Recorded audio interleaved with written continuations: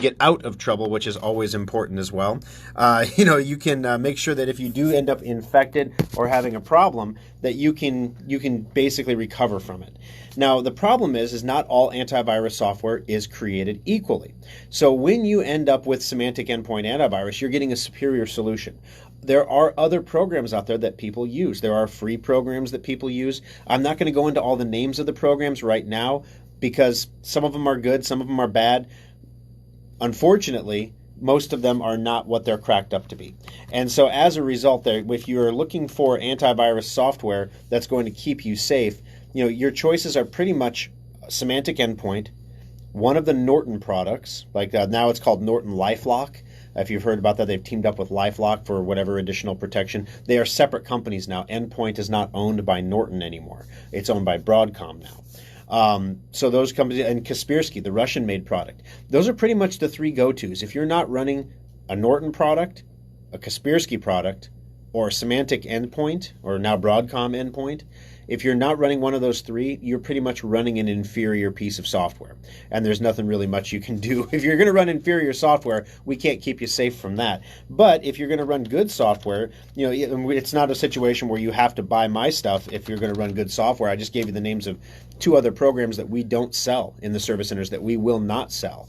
Sorry, I'm trying to get this Facebook feed going here again. Alrighty.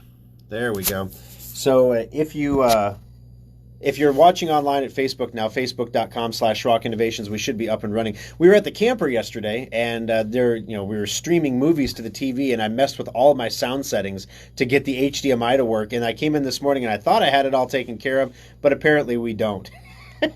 And so now, as a result, I'm streaming from my phone. So we are live on Facebook. One of the things that will happen, though, is the callers that join us on the program this morning, you won't be able to hear them on Facebook because I'm streaming from the microphone in the studio from my phone. So this is a high-quality Samsung Note 10 front-facing camera you're watching right now on Facebook. 888-250-2091 is the number to join us on the program. Last week, if you missed the show, you missed a lot. The show last week was really, really good. We ended up with awesome new information about those Ryzen processors that are coming out next quarter for laptops. You definitely want to take a look at those. There was some leaked information about the date of the big Microsoft feature update. So, in other words, it wasn't an official announcement, but Microsoft told hardware manufacturers that if you are going to release drivers for the new version of Windows 10, the deadline to have those drivers available to us is this. And that date, the 26th to the 28th, is most likely the launch point for the new feature update for Windows 10 that we've been expecting for the last few weeks. If you recall, this was the April update that was then pushed to May. So now here we are in May. It's almost always a month behind for some reason because they date them. This is update number 2004. The 20 stands for the year, and 04 stands for the month. So 2004 is the update that's coming out between around the 26th to the 28th. Again, that is not an official announcement of the date. That is when we expect it to come down, somewhere in that point. If you have purchased our Safe Upgrade product, we're going to make sure that you get a notification that it is time to go when that time happens. Some people got a little bit confused because last Tuesday, the Tuesday that just went by, was Patch Tuesday. And it was the third largest Patch Tuesday ever. 111 vulnerabilities were patched on your computer. And so because of the size of that update, some people thought maybe that was the big one, the big feature update. That was not the feature update. That was just a regular Windows update, albeit a big one, but a regular Windows update. The big feature update is coming in another week and a half, 2 weeks, and when that hits, you're going to want to make sure you have a copy of Safe Upgrade, especially if you're using your computer right now to work from a home office. You really do not want to have a situation where your computer goes offline because of a rogue update. Not right now. I've heard all kinds of different things. On one hand, we're trying to hire at Schrock and having just a terrible time finding candidates because the unemployment insurance is so lucrative right now. So if people who are laid off just aren't looking right now because you're not required to look, and why would you when you're making that much money? Other people that are looking at C-level positions, I've heard talk to a customer who's a vice president level. That's a C-level position. Those positions are incredibly hard to get right now. So on one hand, you've got lower employees, people that are not vice presidents of things, of banks and things, are not applying for jobs, and people who are looking for those high-level positions are applying left and right, and there's just no positions. So it's a weird labor market we have right now. But the long and the short of it, guys, you don't want to go down right now in that labor market. If you're doing a home office and your job is stable, you want to keep everything stable, and that's one of the reasons why we created Safe Upgrade. Safe Upgrade is a product that we make at Schrock. Now, the Windows update, the feature update that comes down to your computer is free from Microsoft. You don't have to pay for it. You don't have to pay us for it. You don't have to pay anybody for it. Unfortunately, as many of you know who have been through these now, they happen every 6 months. So you've been through several of them. About 20% of the time, computers just blow up. They don't reboot. They reboot and the data's not there, or they keep applying the patch over and over and keep rebooting over and over and over again. Any number of things to make the computer unusable. Also, having that patch just install randomly whenever it wants to. My gosh, you're trying to do a Zoom meeting and all of a sudden your computer wants to reboot for a virus or a patch installation. Not a virus installation, that's something different. But your computer wants to reboot for a patch install that takes 30 minutes to install and you just missed your Zoom meeting. So you don't want that to happen. So doing this in a controlled way, the same way that we would do it if we were on the bench at Schrock, is really important. Now, here's the neat thing. We're living in a world that's different than it was before, 6 months ago. 6 months ago, I would have said, get Safe Upgrade if you're the do-it-yourself type at home. You can run this on your computer. It's pretty straightforward. Of course, we support it through the Schrock desk. We can get all that. But here's the thing. If you get stuck and you want to bring it into the service center, just bring it in, and we'll do it in the service center for you. We have people dropping off their computers like a month ahead of time. Just hang on to it until it's time for the update. We're like, for real? Okay. So, all that stuff. Now things are a little weird because people don't necessarily want to go out. People don't necessarily, when they do go out, want to interact with other people or hand computers back and forth and things like that. So, as a result, the Safe Upgrade product, it was almost like it was made for this.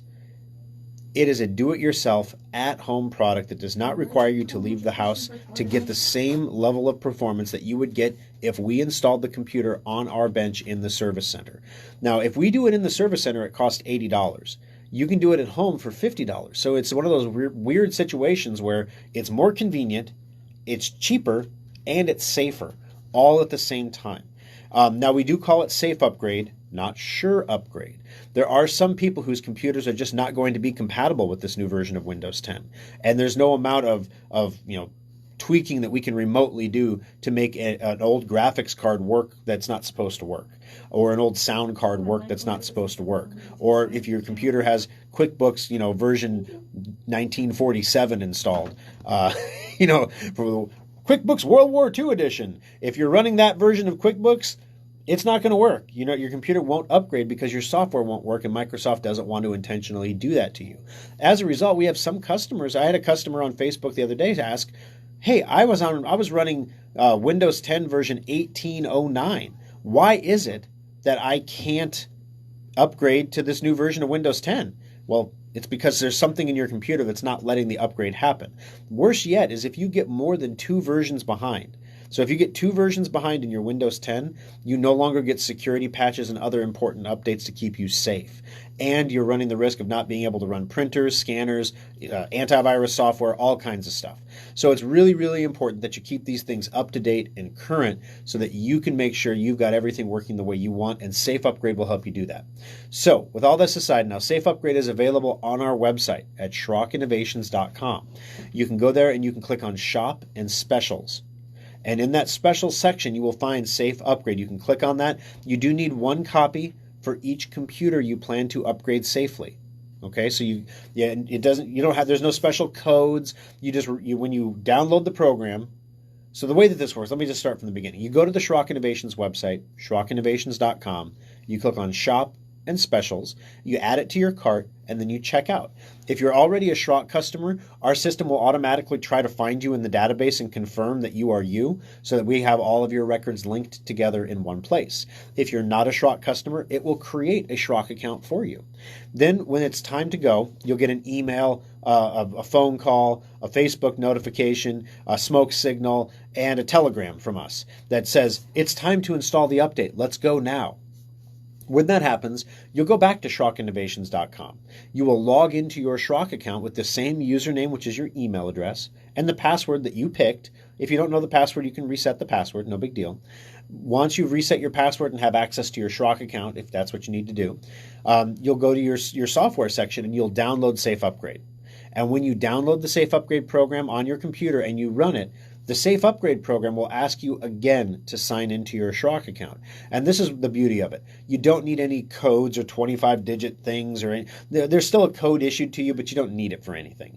Because when you log in with your Schrock account, it says, okay, this is the computer you want to run this on. And it runs it. If you have 2 licenses in your Schrock account, that's one of the 2. And it remembers that computer so that you can just install that license going forward. If it fails, if something goes squirrely, you can try again and it won't burn your second license. It's really a slick system, guys. And of course, if you need help running Safe Upgrade, we're there to help you on the Schrock desk. We have increased the number of Safe Upgrade licenses available. We do limit the number because if something does go sideways, we can only help so many people at a time. We don't want to end up in a scenario where we're having thousands of customers call us at the exact same moment, because that doesn't allow us to deliver, award-winning service. So what we'll do is we just increase the number a little bit, so we have a few extras out there, because we're recognizing the fact that some people are just not going to want to bring their computer in. Okay, a lot of people will still bring their computer in, but some people may not want to. So you can go there and check that out while they're still available on the website at SchrockInnovations.com. It's $50 instead of the normal $80, so you can save $30 off. If for some reason Safe Upgrade cannot install the new Windows 10 patch on your computer, we'll get on the Schrock desk and try to do it with you over the Schrock desk. Obviously, if you've got some hardware that's not working right, we're not going to be able to fix that over the Schrock desk. If the hardware is just not compatible, it has to be replaced. In that case, we're going to ask you to come in. If you do have to come in, you do have to pay the $80 price. Of course, you've already paid $50 of that, so we just charge you the $30 extra. There's been some confusion on that before, and I just wanted to be upfront with everybody. That's how that system works. 888-250-2091. We're going to take our first break of the program.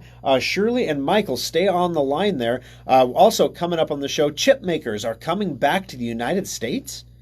Could it be true? We're going to make our microchips here again? Well, that's going to be handy just in time for, banning them from export. So we got to make sure we make them here so we don't have to import them before we ban them for export. We're going to tell you what's going on with these chip makers coming up next on Compute This. All right, guys. Well, this is pretty awesome, right? So we can have these little chats now, and I'm looking at the wrong camera, I just realized. We can have these little chats now. Herbie right above my head. Looks like he's standing on my head there. There we go. There. Now he's standing right on my hair. But anyway, so yeah, major computer malfunctions today. Forgot my power cord at the camper. That was great. I forgot I didn't forget, but my sound settings are messed up, and I thought I had them all straightened out before we started the show. I got here early just to make sure I would have time to do that, and it didn't work. There was no sound when we started the broadcast. That's just great. So if you've ever tried to talk while you're doing something else at the same time, that's really challenging for me, yes, because I'm talking about, what can I go on autopilot about for about 2 minutes here? Ransomware, that's right. Let's go on autopilot on ransomware and tell you everything you never wanted to know about ransomware while I'm setting this up. Oh, it didn't work a second time. Oh, shoot. All right, plan B, we're going to go to the phone. So here's what's going to happen on the phone, guys. We're going to have Shirley and Michael calling in. You're not going to be able to hear the calls because this is my phone right in front of me, and the calls are going to come through my headphones. So you won't be able to hear them. So I will try to reiterate casually, because people are listening on the radio too, and I don't want to sound like I'm just repeating everything. But I'll try to casually repeat the question so you can get the gist of what the customer was asking or the caller was asking, so that you can get some benefit from it as well. So I know this isn't ideal. I apologize for the setup, guys. We'll see how we'll get through this one, okay? And then we'll get the settings right next week. All right, we're about 30 seconds out. All right. Does Shirley, she has an HP computer issue? Mm-hmm. Okay. It's probably with Zoom. Everybody's got an HP computer issue with Zoom. Except for me. My HP laptop that I have worked fine. My phone worked fine. Well, all phones work. It's an app. That's an app. There's an app for that. Here we go. Alrighty, folks, welcome back into Compute This. My name's Thor Schrock. I'm the owner of the Schrock Innovations Computer Company. I want to take a brief moment while we start this segment out on the program to thank everybody for supporting Schrock Innovations and other local small businesses throughout this entire wonderful pandemic experience. It's one of those things where somebody gets a sniffle, and we had everyone in the Papillion Service Center tested for COVID just because we were worried. We were like, oh no, let's test everybody. Everybody came back negative, so that was great. It's just weird times, and we know that everyone else is having weird times too, and everybody is just trying to make the best of a situation that's not ideal. So I appreciate the fact there's so many. I can't even begin to thank you individually or even as large groups, because so many people came out and supported Schrock by buying computers from us, monitors, adapters, webcams, safe upgrade licenses, preventative maintenance certificates. I mean, it was phenomenal to see the outpouring of support for a local small business. And we try to pay it forward as well by purchasing the things that we need at Schrock from other local small businesses to try to keep that money in the local economy so that it can continue to do good for more people. So just thank you for that. I really appreciate it. 888-250-2091. So we talked a little bit earlier about chip makers and how most microchips, in fact, just about all microchips, are not made in the United States. They're made in foreign countries. And that's even microchips that we invent here. So American companies like Intel and AMD and Micron makes computer memory, a lot of computer memory. They are almost exclusively made overseas. They're not made here at all.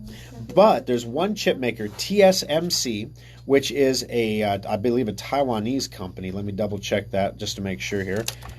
Okay, they want to open a plant in Arizona. So TSMC wants to open a $12 billion plant in Arizona.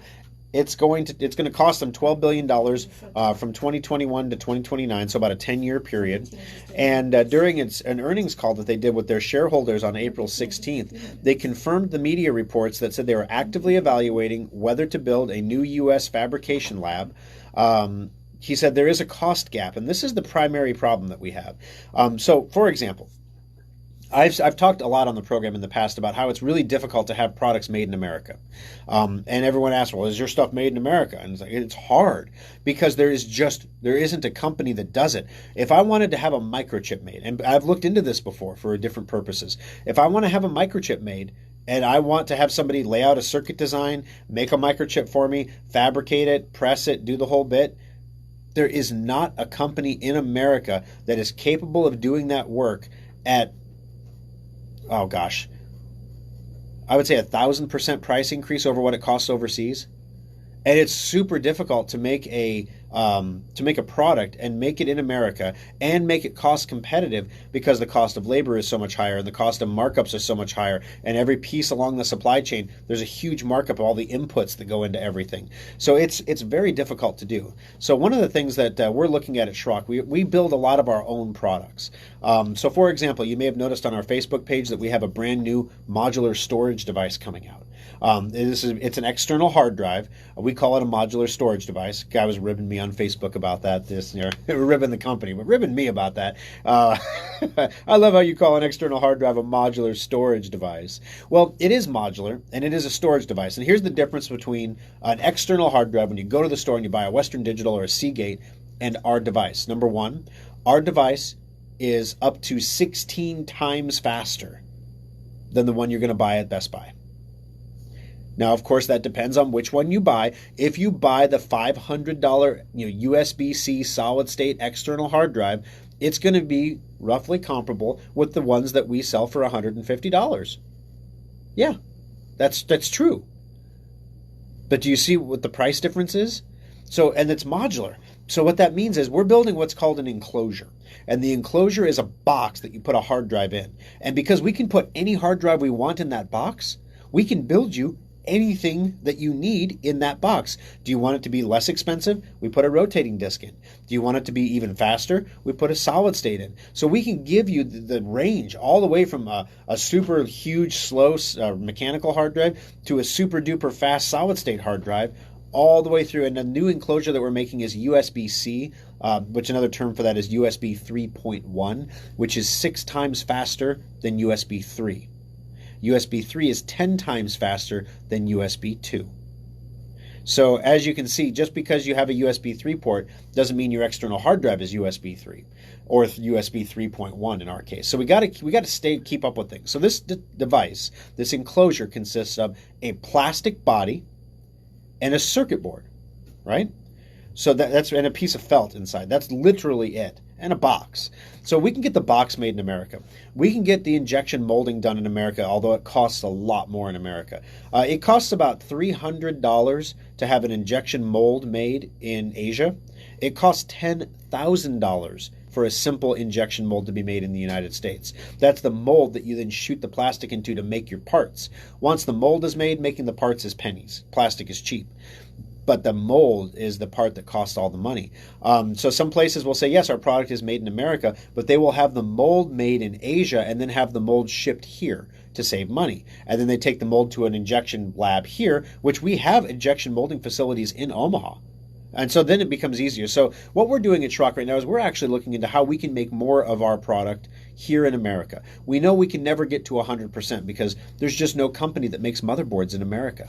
But we're going to try to get there. So it's really great news, though, to have TSMC making chips in America, because the chips that they're making, these are not chips that can be made in China. China does not have the technical capability to make these chips. We're talking about 5 nanometer chips. TSMC is the only company in the world that makes 5 nanometer chips right now. And they are incredibly expensive. To have this plant in America, these would be very high skill, very high paying 21st century manufacturing jobs. And it would be really great to have them here. 888-250-2091. I know I've only got about 30 seconds here, but I want to jump in and grab Shirley. Shirley, welcome to the program. How can I help you on ComputeThis? Morning. Morning. Thank you.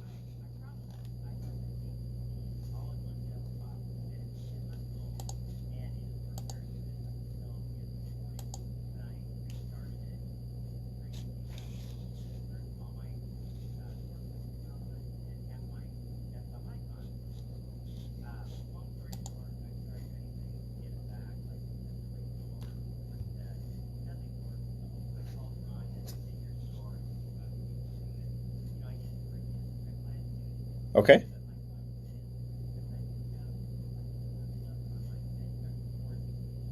Mm-hmm.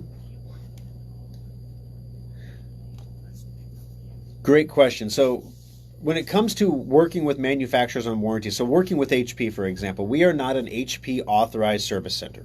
And there's a reason for that. We could be. All you have to do is fill out the application, send it in, and as long as you don't sell your own house branded computers, you can be an HP reseller. It's kind of funny, which we do. So, you know, if we got rid of our modular computers and our solid state laptops and only sold HP products, we could be an HP reseller. Now, the challenge though is HP restricts what you can do, what you can fix, and what you have to send in, because HP wants to sell new laptops, and we want to give people options. So by not being a reseller, we give people more options. Now, with that said, we will still work with HP. So if you bring a computer into us under warranty, we'll contact HP and we will say that we're you.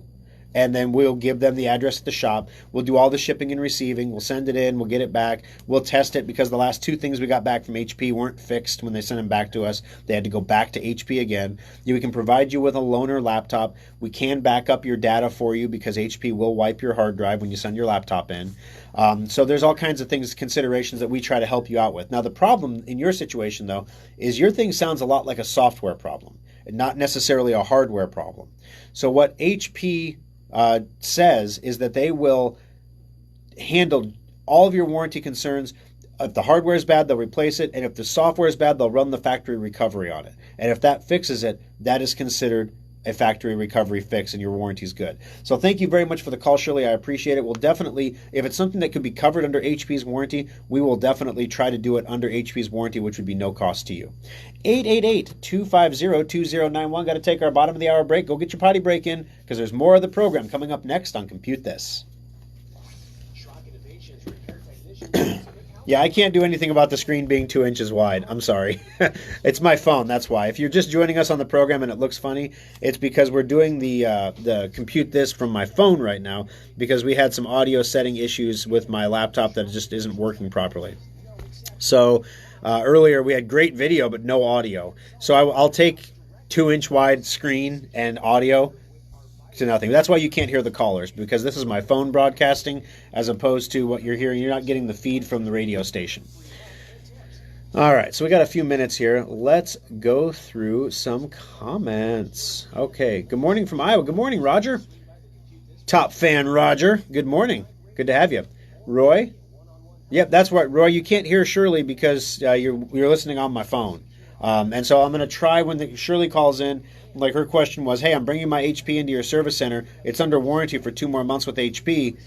Is it going to cost me anything, or do you do HP warranty work? So the answer is yes, we'll make it happen under the HP warranty, but we won't do it the way that HP wants us to do it. The second thing is we know all the bad pitfalls that happen along the way when you send that into HP. We want to make sure that none of those happen to you. All righty. Screen looks fine, but only 2 inches wide. That is okay. Awesome. All right, let's see. 9 comments. Where can I see the rest of the comments? It says 1, 2, 3, 4, 5. I see 5 comments. I want to see all 9. Where's the rest of them? Interesting. All right. So, the other cool thing, though, about this is after the program, if we're going to do an aftershock, I don't actually have to end the broadcast. I can just keep right on rolling with my cell phone. We'll just have to get quiet while Emily does all her radio stuff. Nice rolling eyes. Radio. Don't call me Roland. Roland eyes. Oh goodness. Yeah, this is what you get during commercial breaks, guys. This is like highbrow comedy stuff right here.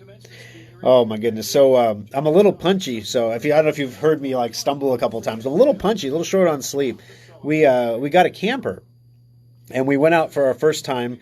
I have a special needs daughter, and every time we go on a vacation with her, it's an experience. Taking her to a hotel or something like that, she kind of freaks out a little bit and doesn't sleep really good. So we thought, if we had a camper, something that was like a home away from home that she is familiar with, that's kind of like an extension of our home, that maybe she would be more comfortable there. But the problem is every time we go on vacation, like the first 2 nights is just awful because she doesn't know where she's at. She gets upset. She doesn't want to sleep. She wants to sleep with mom and dad, but the bed's too small, and she's trying to keep her quiet so she doesn't wake up everybody else.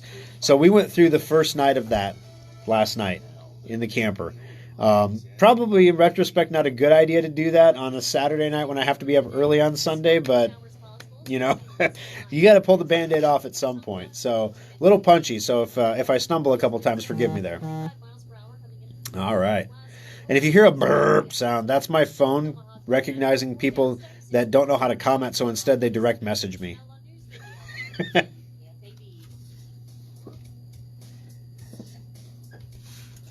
Alrighty, folks, welcome back into Compute This. My name is Thor Schrock, and I'm the owner of the Schrock Innovations Computer Company. If this is your first time joining us on the program today, you can watch the program live at facebook.com/Schrock Innovations.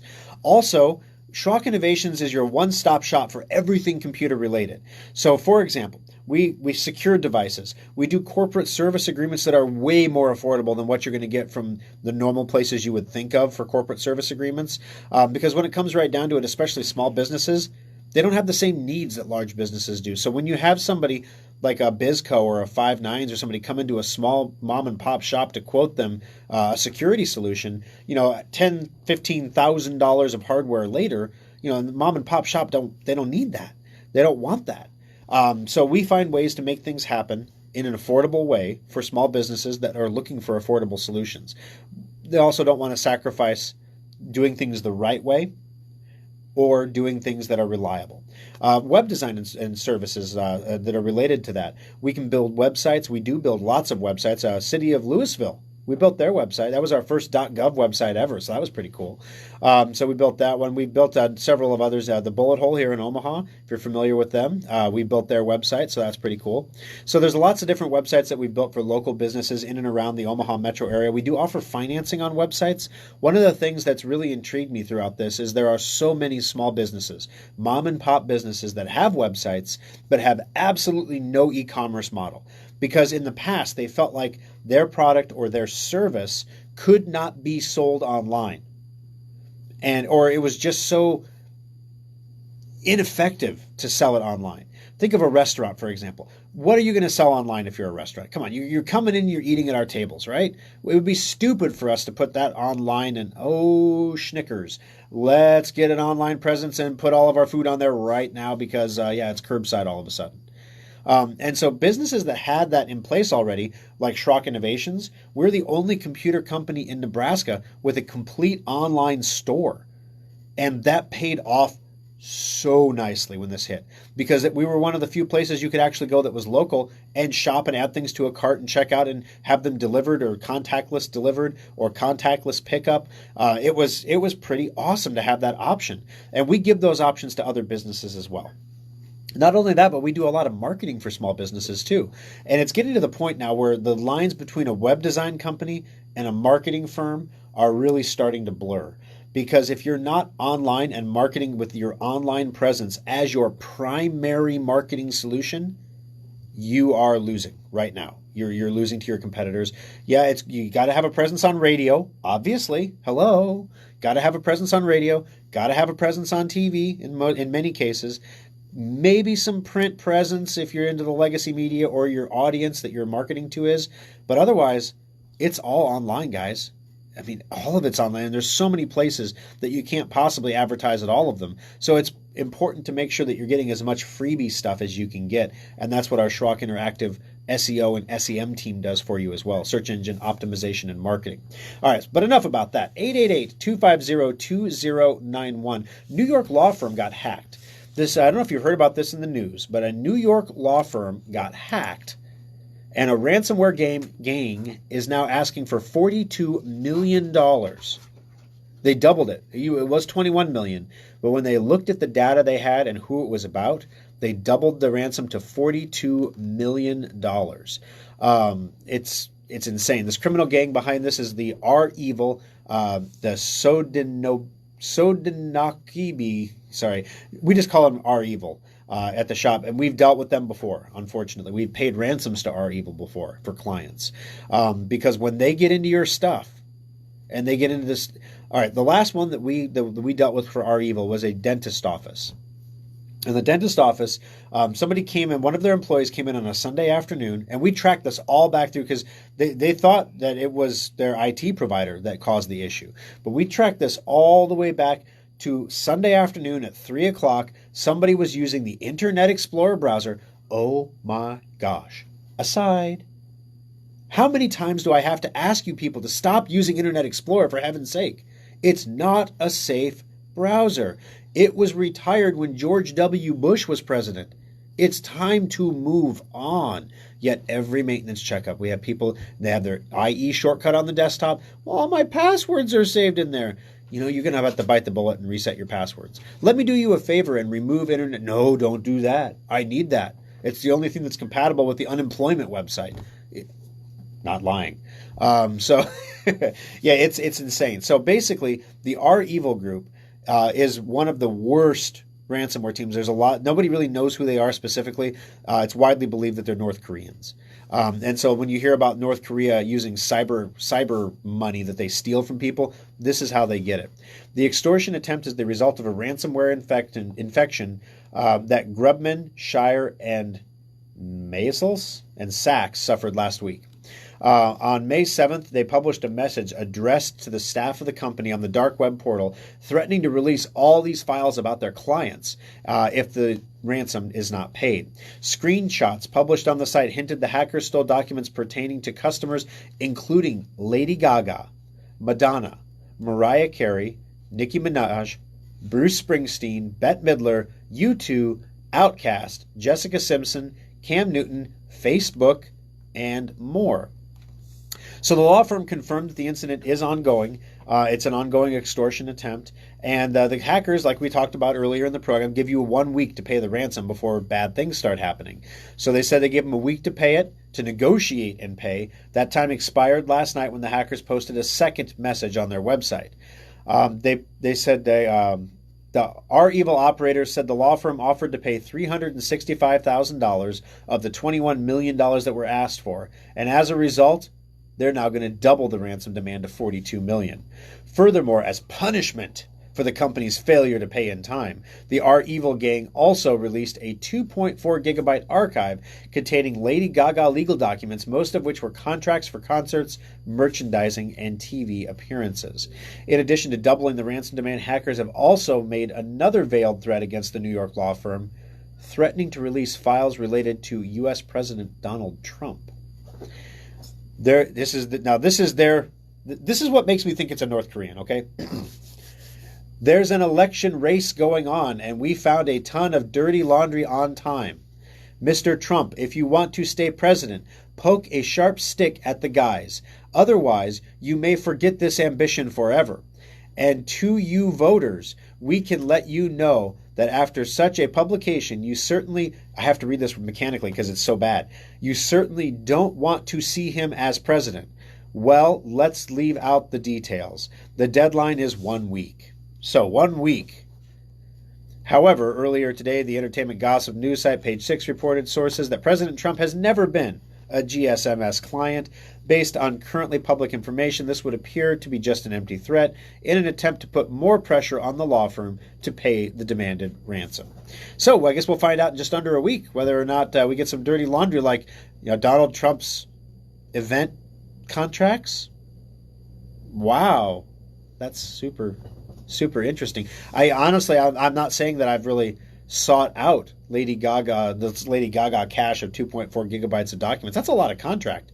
I don't really care how much she makes for her concerts or her merchandising or her TV appearances. 888-250-2091. Michael, welcome to the program. How can I help you on ComputeThis today? Morning.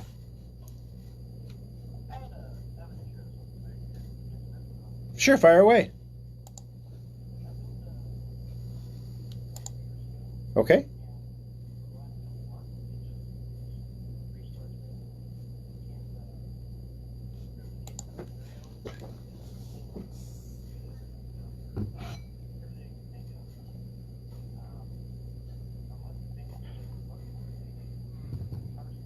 Okay, what was the problem again with it's a 3-year-old computer that you built, and what's the problem you're experiencing? Gotcha. Okay, so a couple things. So when it randomly reboots, what's happening is you're actually getting a blue screen failure, and then it's rebooting after that. But the blue screen goes by so fast, it might only be a flicker if you were looking at the screen at the moment it happened. So the first thing we want to do is we want to turn off the automatic rebooting so that your computer doesn't reboot itself automatically. That will leave the blue screen code on the screen so you can look it up. But in the meantime, also, have you looked through the event log at what blue screens have happened on the computer to see what could be causing the problem? Okay, and was there any information there that was helpful at all?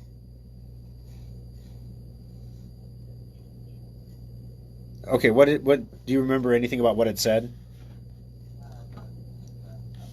Okay, so a couple things. If you're getting a disk usage error that's causing a reboot in the computer, it means that the computer has probably lost contact with the hard drive for some reason, and it's gone to retrieve something that the operating system needed, and it couldn't do it, or your hard drive is being used as virtual memory.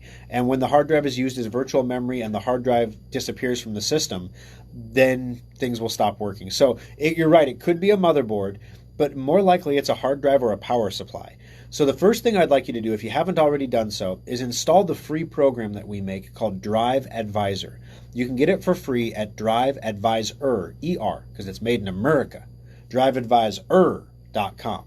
But you go to driveadvisor.com, you download and install that program, and all it does is it monitors the health of your hard drive. So if you end up with a computer with a bad hard drive, you'll receive an email notification. It does ask you for your email. We do not use those emails for marketing or anything like that. Basically, if you're a Schrock customer and you have DriveAdvisor installed and your hard drive goes bad, we actually will call you just to make sure you don't miss the email. It doesn't go to junk or something like that. That's the only difference. We never email you promotional things to the DriveAdvisor email addresses. It's only for alerts. So when you have DriveAdvisor installed, if one of your hard drives is failing, it will tell you that that hard drive is failing, and then you can replace it.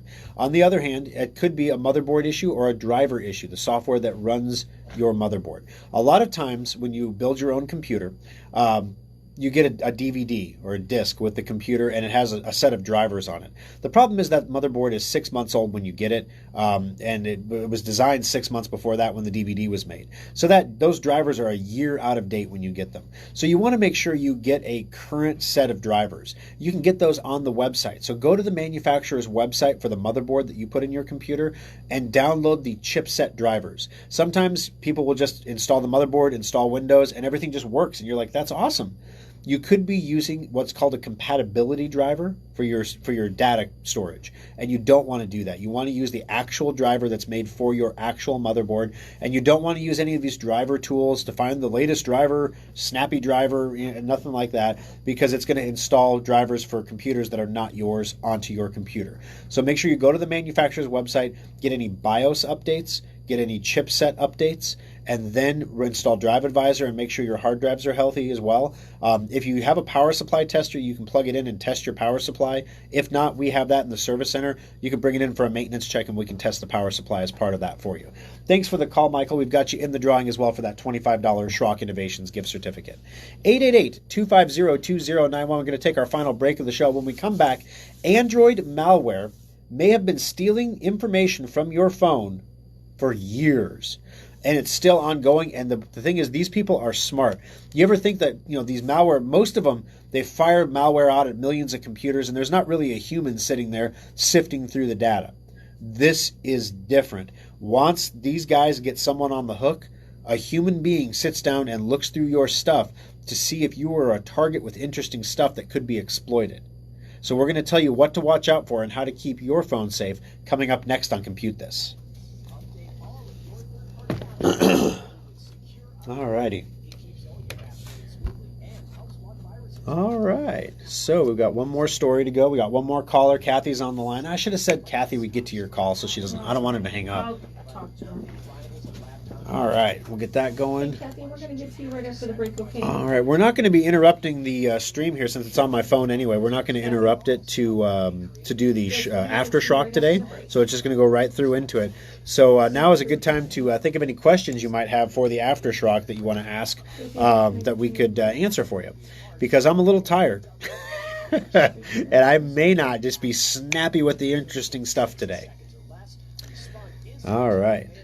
I'm refreshing my page here to see if I can get the latest comments because it's showing me a pinned comment and then that's it. I wonder if I have to click on the video and expand it. Yeah, there we go. And we're going to mute it just in case we have a feedback. There we go. There's all the comments. All right.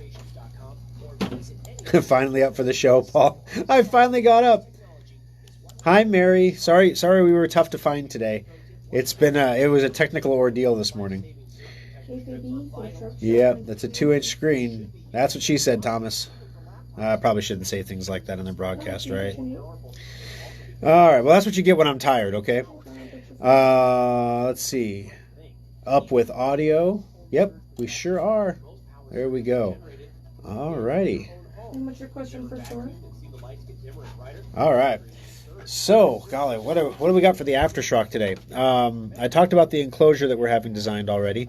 We're working on our own wireless keyboards and mice, and I tried to reach out to that injection. There is a company called Majors Plastic in Omaha, and Majors Plastics they do injection molding, obviously, but they also, it's kind of rare. They do everything. They do the actual molding and everything else. So I'll tell you about what I'm thinking there, about what I'd like to do, but I'm not sure if it'll ever come to pass. But that's what the aftershock is for, right?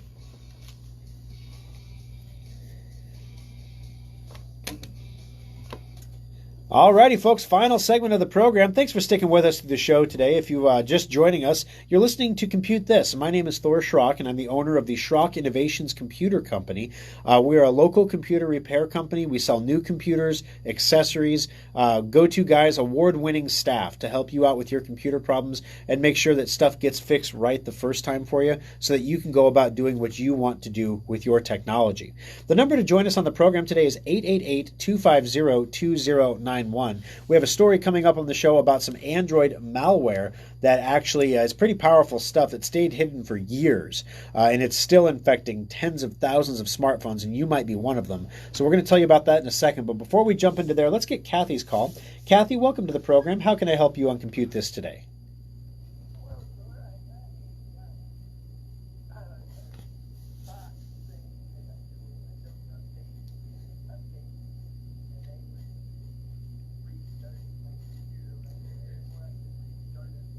Right.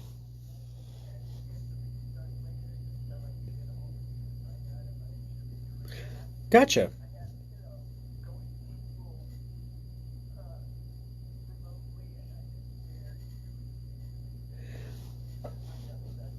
Gotcha. So basically, when you get a box on the screen that says there are updates that are ready to be installed, please restart your computer to install those updates. You can go ahead and restart the computer to install those updates, and it'll be just fine, especially when it comes after the second Tuesday of the month, which I know is a weird thing to remember. But the second Tuesday of the month is Patch Tuesday.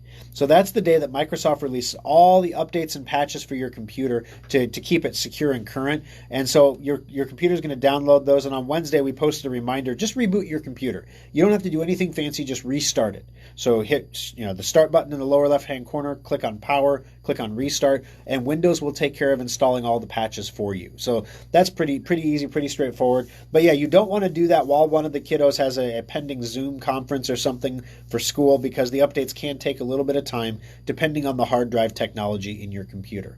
Thanks for the call, Kathy. I appreciate it. Richard, you're next up on the show. How can I help you on Compute This? Richard, Hi, Richard. How are you?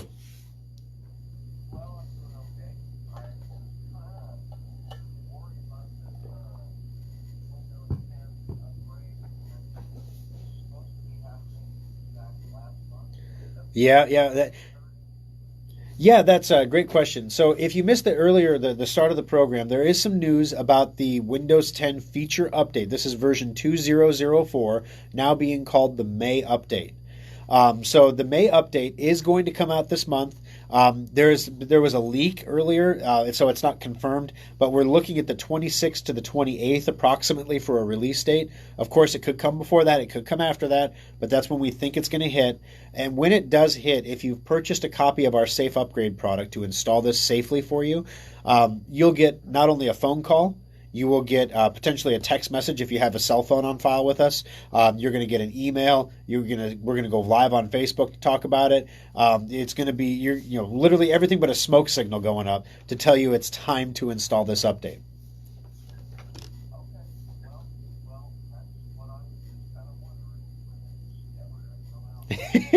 I hear you, Richard. We've been waiting as well. Thank you very much for the call. We do also have you in the drawing there for a $25 Schrock Innovations gift certificate that we'll need to draw for here at the end of the program. All right, Bob, final caller of the program. How can I help you on Compute This today?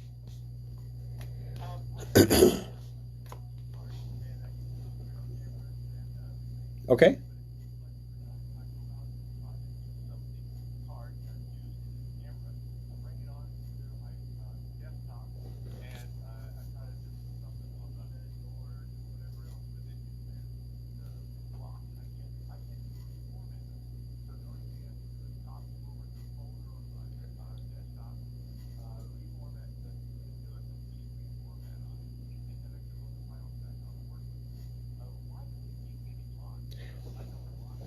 Okay, so when you're dealing with an SD card, are these micro SD cards like the little tiny ones that are like your pinky nail, or are they the larger SD card? And they're both locking for you like that when you try to format them?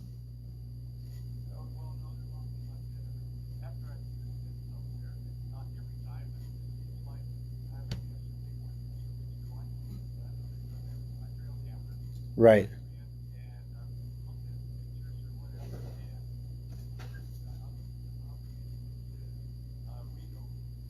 Oh yeah. Okay, gotcha.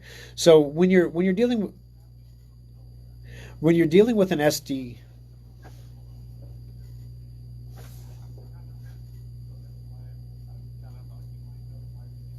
Gotcha. Yeah, so a couple things. When you're dealing with an SD card that it's coming up when you're trying to format it, delete it, move things around, and it says that the files are locked, it may not be that the card is locked. It's that the files you're working with are locked. So, for example, if you have one picture open off that SD card and you try to format it, the format will fail because you have a picture open. So you have to make sure that all the files are closed. Now, it is also possible to set those cards as read-only, and the trail cameras might actually lock them in read-only before you eject the card to prevent you from accidentally overwriting them. That is something that every photographer has had happen to them before you put the wrong card back in the camera and you overwrite it. But we would probably, to double check this, number one, I might have you talk to Brian in our data recovery lab because he's our guru when it comes to this kind of stuff. But I'm guessing it's something specific to the device that's either locking the card intentionally, because you can do that, or if there's not a physical switch on the card, like some SD cards have a physical switch to lock them. If that switch is pushed down, that would lock it as well. Thanks for the call, Bob. We appreciate it. We got you in the drawing there as well for the $25 Schrock Innovations gift certificate. So when we came into the segment here, I mentioned this new Android malware. Last week, we talked about Apple malware, right? And everyone's like, Thor, why do you hate Apple so much? You're always bashing on Apple. Well, here you go, guys. Android malware. Do-do-do-do. You know, this powerful Android malware stayed hidden for years, infecting tens of thousands of smartphones. It's called Mandrake spyware. It hoovers up, like the vacuum, not the president, the vacuum. It hoovers up information ranging from account credentials, usernames and passwords, screen records, like screen captures, GPS locations, and more, and has been doing it for years. And all the while, these people behind this are carefully covering their tracks. So how this gets into your phone is you download an app from the App Store that is not an app from an organization you know or trust. It could be a free game. It could be a utility, a camera thing, something like that from some company. They could have great reviews. They could have social media presences. These guys are really, really good at what they do, making sure that you trust them. So you download this onto the computer or onto your phone. You have the app on there. You forget it's there and it stays there forever. And then all of a sudden you've got Mandrake malware scraping information off your phone. Go through your phone today. Make sure you remove any apps that you don't absolutely trust and you don't use. Number one rule. Also, winner today is Kathy. Congratulations, Kathy. We'll get you a $25 Schrock Innovation gift certificate on Monday. And we'll be here next Sunday for another edition of Compute This. Oh, back timing is harder when you're half asleep. Time was moving differently in my brain than it was on the screen. It was so weird. I don't know if it was your computer or what. It was very barely, I mean, just like teeny tiny. But there was a different sound. A different sound? Like somebody, it wasn't your back feed. My back feed? You know. Oh, like from my headphones? Yeah. It was something else.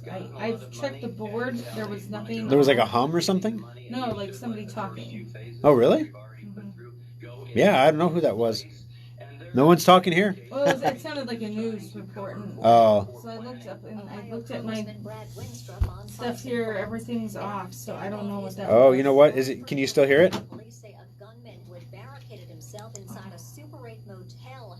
Well, I wouldn't be able to hear it because this is... Because my computer, I'm remoted into my computer at home, and my audio is up there. And if there's a ZDNet news report playing, I can mute it. That might be it. Yeah, so that shouldn't be feeding through from this computer, though. I know. Shouldn't be potted on. It was just real time. Yeah. I mean, I could notice it through the phones, but you couldn't notice it on. Gotcha. Yeah, I didn't hear anything. All right, so let's get Kathy's certificate mailed before I forget to do it, because I would forget sometimes. All right, so we got that. Sunday. Well, thank you. Still, even though I was only half conscious for most of it, it's still an acceptable show this week. Shoot, I was a block away from home yesterday, and I'm moving, so I got a lot going on. And... Yep, we're live still, by the way. What? We're on Facebook right now. Oh. Just letting you know.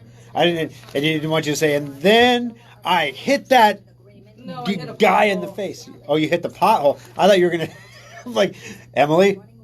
We don't need to talk about your personal recreational habits live on Facebook. No, I hit the pothole. The pothole. Got it. And flattened my tire. Oh, no. It was easy fix. I mean, Tire's Puss is a block away from my house. Yeah. So this is what we do while we wait to start the aftershock, guys. We wait for the news because Emily's got to make sure all the buttons get pushed at the right times and everything. And then once that's done, we'll have her turn that speaker down behind me so I'm not shouting over a pipe organ. And then then we get a move on. Get out of your hair in a second. She always acts like she's like in my way. It's like it's my studio or something, you know? Technically, it is. Oh no, I only pay for it for the hour. My hour is up. I'm sure the people on the financial show appreciate me stepping all over them with an aftershock. You're fine. Especially when I offer unsolicited financial advice. Guys, I have no freaking clue what to do next. Poor Thor's lost it today. Oh, no, the financial advice stuff, guys. I mean, I was on it. I was like, bam, get out, bam, get in, bam, get out, bam, get in. And now I'm like, nothing makes sense. The stock market's way high, higher than it should be given how much money anybody's making. And then bonds are underperforming, given that there's so many new bonds coming, and I don't know what to do. So I'm literally like half in, half out. I got a foot in U.S. Treasuries, and I have a foot in large cap stocks. So think like Amazon, Apple, Facebook, all the FANG stocks, plus banks, because you kind of have to. When you have a 401k, you kind of have to take what they throw in that fund. And so there's a lot of banks. I'm really not comfortable with banks right now. Banks could be a problem. But it's the only way that I can get the tech stocks and not have exposure to small cap stocks. Did you guys hear this story about Amazon potentially wanting to buy AMC theaters? Could you imagine that? If Amazon buys AMC, they could have an Amazon movie that they produce and make, have it premiere in an AMC theater exclusively, so you have to go to the AMC theater to get that, and then they would qualify for all the award nominations because they had a theater debut. So they could still observe the theater window, take all that money, and then go forward. And then, I don't know if you heard about AMC got really, really lippy with Universal, said they weren't going to show any of their movies ever again because they're not going to respect the theatrical window. Because the Trolls movie did so well, just releasing on the internet, they made more money than the original movie that was released through theaters. Now, of course, that's because Universal got to keep all of the money, and it was a reduced amount per viewing because you didn't have to pay $100 to take your family to the movie theater. You paid $20 to get the viewing in your living room. But there was enough people that bought it, rented it, watched it, that they were able to make all the money they normally made and cut the theaters out of the picture. And the theaters, AMC freaked out. They're like, no, you aren't cutting us out. We're never going to show any Universal movies ever again. Like, that might be a stretch. It doesn't seem like it'd be in your best interest, Universal, or excuse me, AMC, unless, of course, Amazon's going to buy you or something.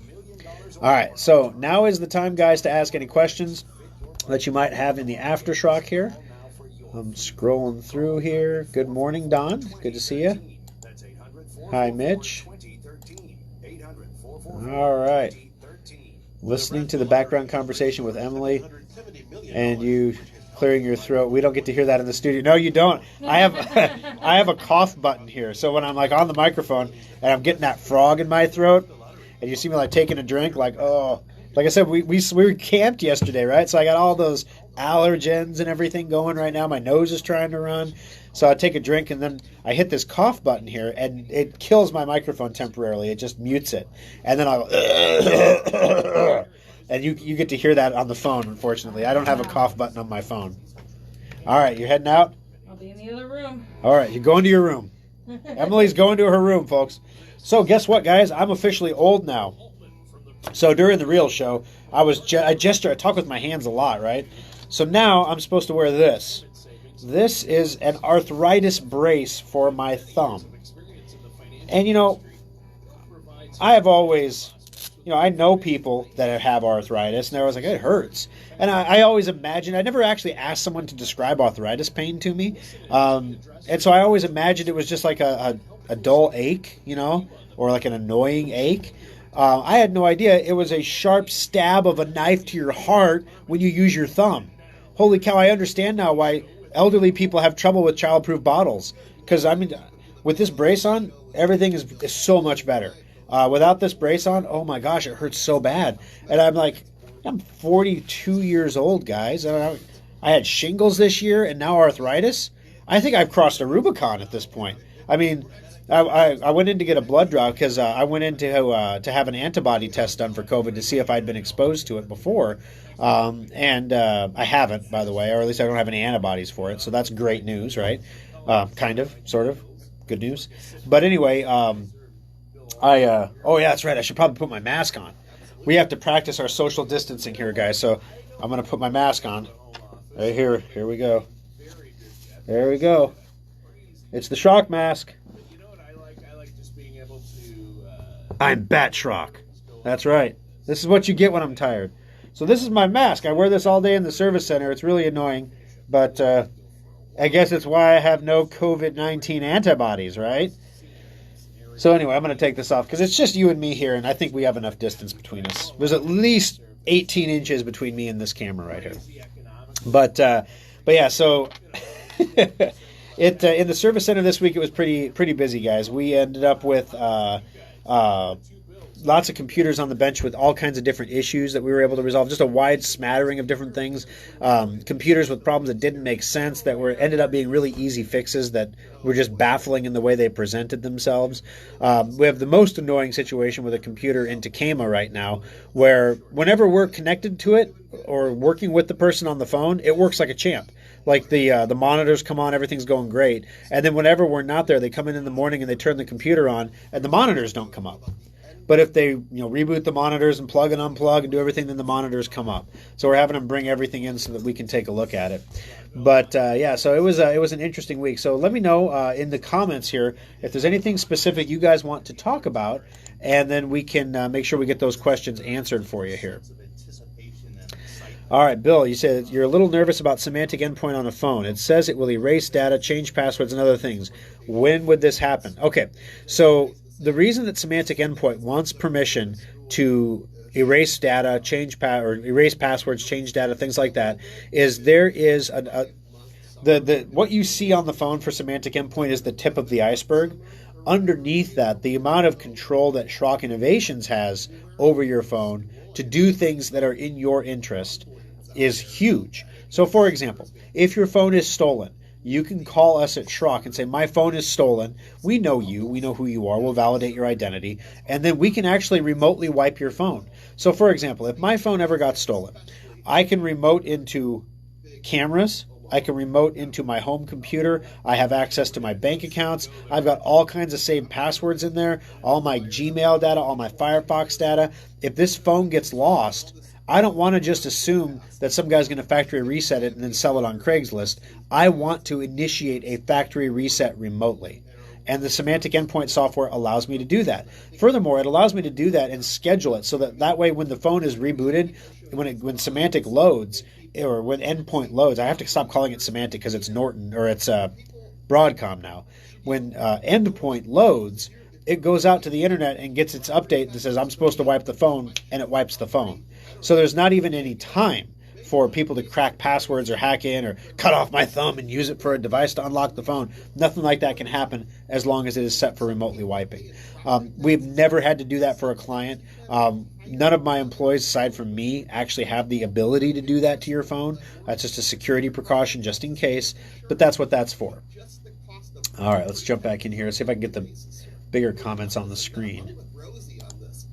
All right, because it's, for whatever reason, this comment thing isn't scrolling today. All righty. I didn't hear the whole thing about the semantic endpoint on the show. Please go over that again. All right. So right now, semantic endpoint was the product that we recommend, is the product that we recommend exclusively at Schrock.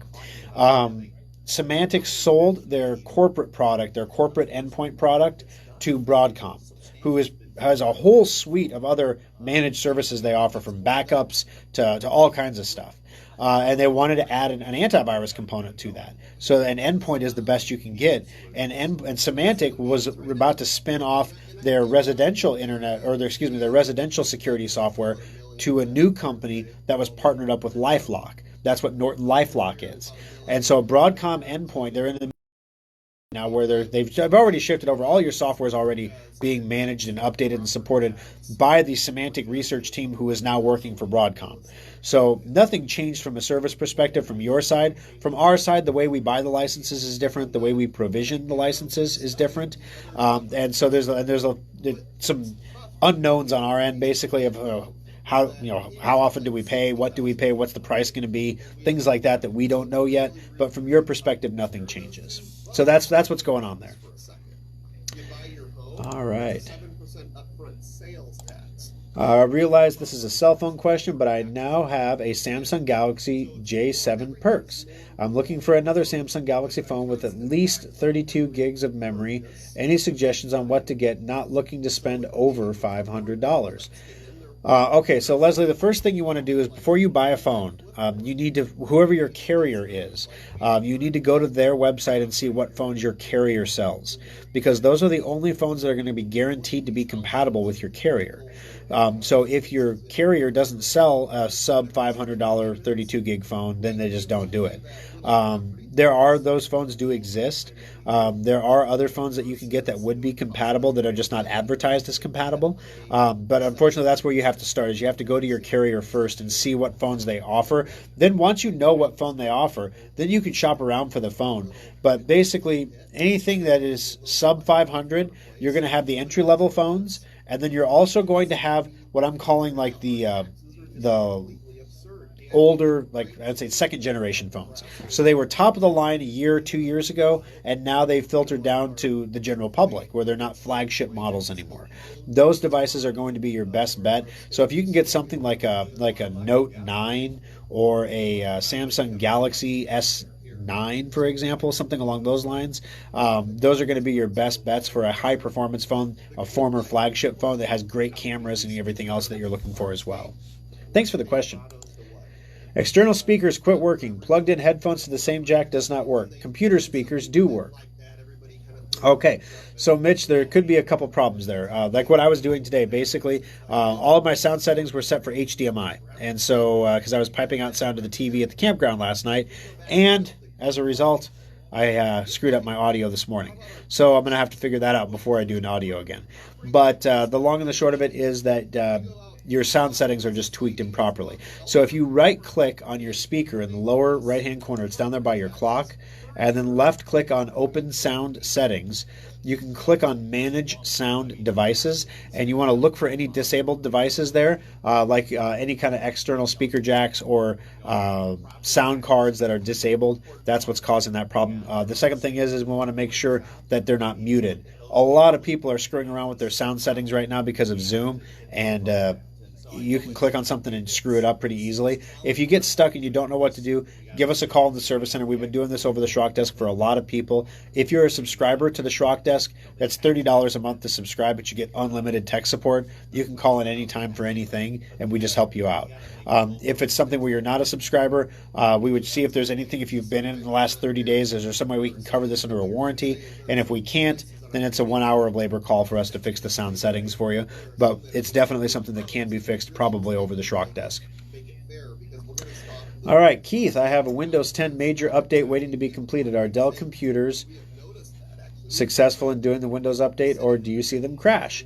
The biggest thing with Dell computers that we see, Keith, is that if your BIOS is out of date, you have more issues. In many other computers, the BIOS doesn't seem to matter so much.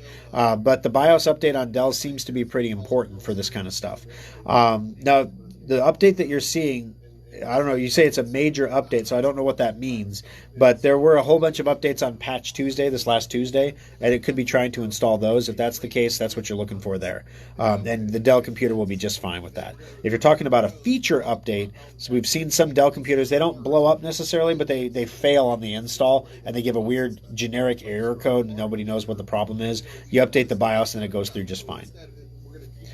All right, Paul, looking at some home automation. What security issues do I need to be aware of? I really don't want to inadvertently be a part of an Internet of Things bot attack. Also, Alexa versus Google Home.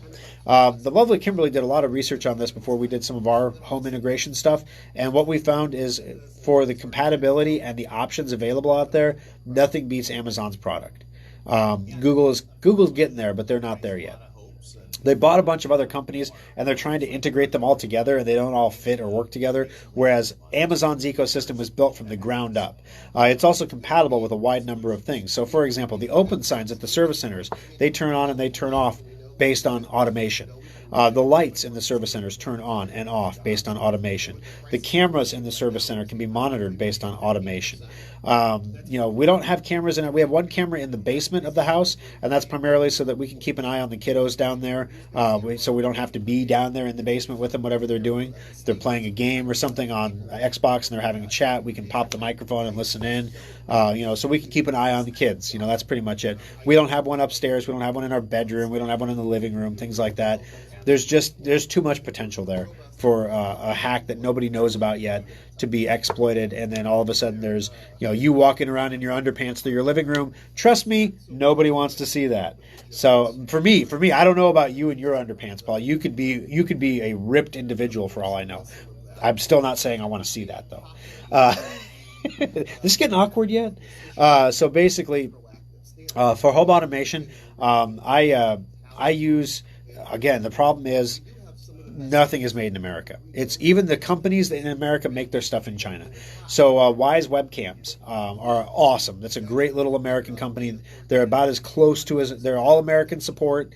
They're all American product innovation. They make a wide variety of weirdly connected things like thermometers and scales. So if you want to, you can literally connect your scale to your health app profile and weigh yourself in the morning and have it recorded automatically in the app. It's kind of neat. Wise cams are also great. They also have door locks. They also have all kinds of different sensors. They have a little micro sensor that's really fun to play with. You can put it on the lid of the cookie jar, and every time your kids get in the cookie jar, you'll get an alert that somebody opened the cookie jar. And you can pair that with a camera so you can create a sequence of events. Like when someone opens the cookie jar, take a picture.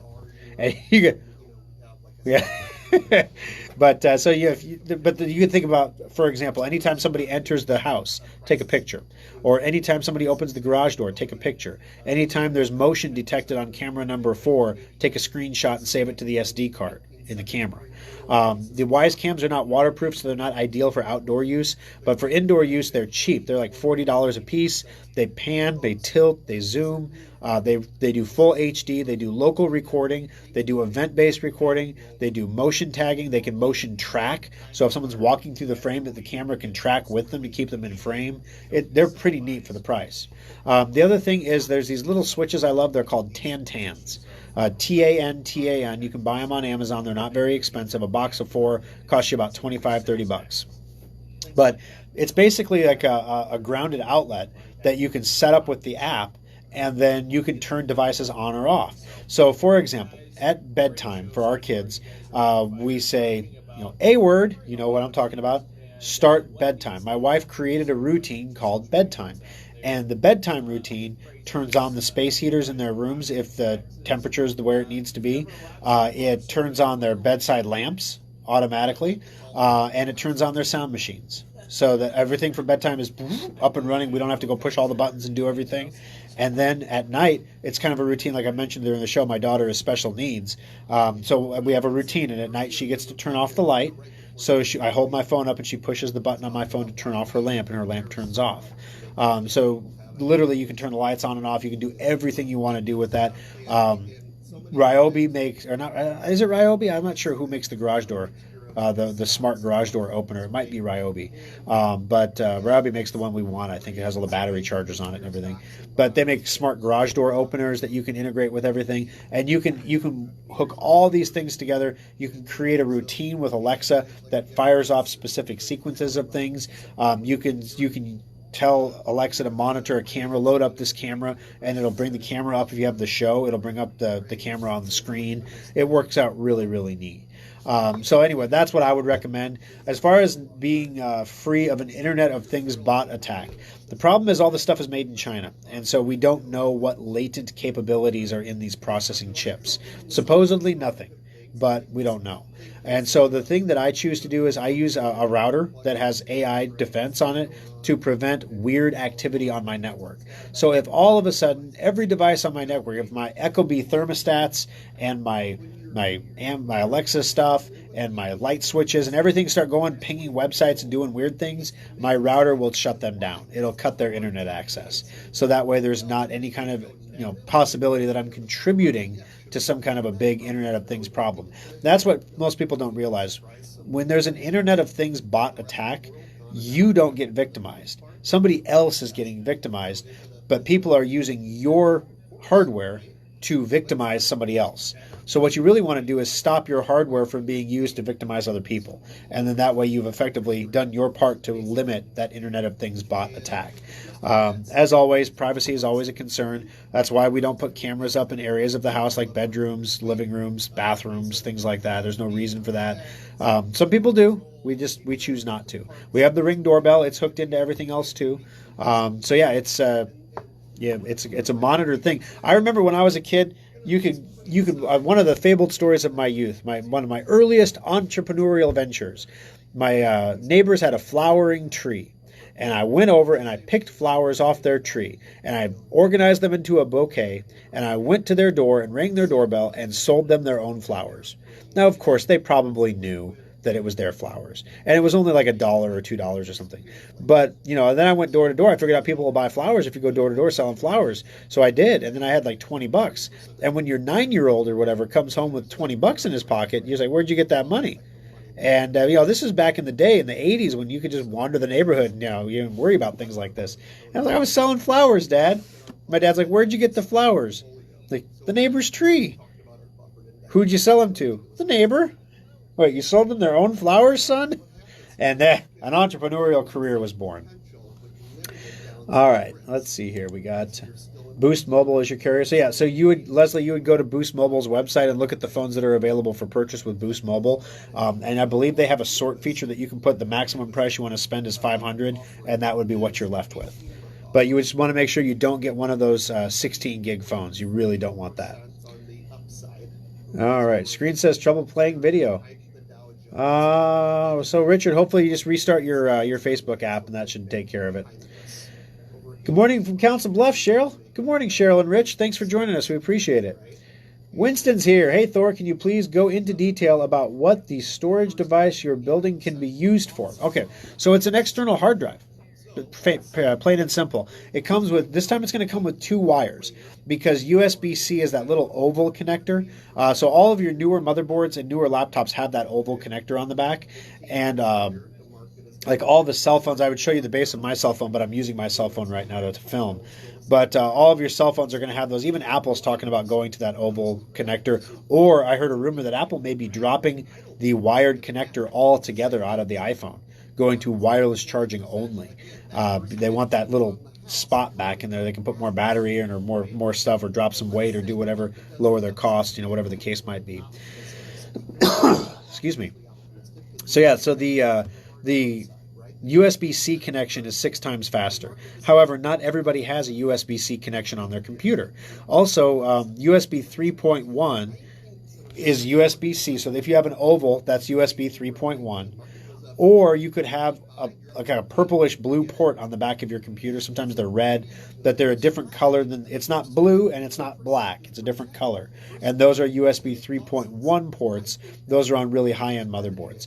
So we have to give you a USB-C cable. So if you have the USB-C port, you can use those hard drives to back up your computer. You can use them to back up the transfer stuff from your phone. You can do just about anything you can plug that into. You can use it for storage. It's a storage device. Then the other thing is it comes with a regular USB cable, so you can plug it in and plug it into your USB 3 port. It's not quite as fast as USB 3.1, but it still gives you a lightning fast connection so that you can use it with any computer that has a USB port because they're all backward compatible. Then you can use it for your PlayStation, your Xbox. You literally use it for anything you want to hook it up to. Even most routers now have a USB port on the back. You can plug a hard drive into your router, and then it makes a like your own FTP site, your own web accessible storage. So like your own personal cloud, basically. So it's kind of neat what you can do with it. So yeah, we're hoping to have those ready in about a month to 2 months. We got to get the box made. That's what takes. It actually takes longer to make the box than the product. All righty. Thanks for the question there. Windows 1909, Keith. Yeah, so you're current right now. You've got the current feature update, so you're probably just looking at Windows updates if you have Windows 1909 installed. If you're saying you're installing 1909, that is a feature update, and you might want to make sure that your Dell BIOS is up to date before you do that. Have you heard of a company called Technical Magic, and if so, are they good to work with for internet service? I have not heard of Technical Magic. Technical Magic Internet. Let's see. Technicalmagic.tv. Internet's fast, reliable, and affordable. Let's see. They look like a local company. 16th and Farnham. Wow, they're virtually in the same building as Future Technologies. Technical Magic provides fast internet service to apartments and condos in the metro area. So this one looks like it's specifically intended for apartments and condominiums in the metro area. Pricing starts at $50 a month, so it's definitely not intended for budget internet. They're definitely a higher performance internet. But I suppose if you're living in a condo, $50 a month isn't a huge deal. We manage Wi-Fi to keep it going, professional install, tech support, testimonials, Technical Magic. So I'm not familiar with Technical Magic their website was built with a GoDaddy website builder in 2018. So what that tells me is technically the website itself is not Technical Magic, because when you use the GoDaddy website builder, you really are limited with the number of things you can do. Any kind of internet company, a lot of internet connection companies don't spend a lot of time working on their own website, which is weird. But they also, most of them don't have a GoDaddy built website. So given that, I would be a little bit hesitant. But I would definitely look at a more established company like Future Technologies first. They do wireless internet, so it's microwave broadband, very fast, reaches all the areas, reaches most rural areas too, and is a great alternative to satellite internet. So there you go. I'd never heard of them before, but now I have. All right, for the AI defense, ASUS have a product with that. For AI defense. Yes, ASUS routers do have AI defense. It works very well. You're going to need to get one of their mesh grade routers, though, for it, which means you're going to drop at least $180 on that router for the cheap one. The really high-end one is going to cost you around $400. But it's amazing stuff. All right. Hey, no problem, Robin. I'm here to help. Thanks for the information. You are welcome. Your laptop camera is still on and pointed at the desk with no sound.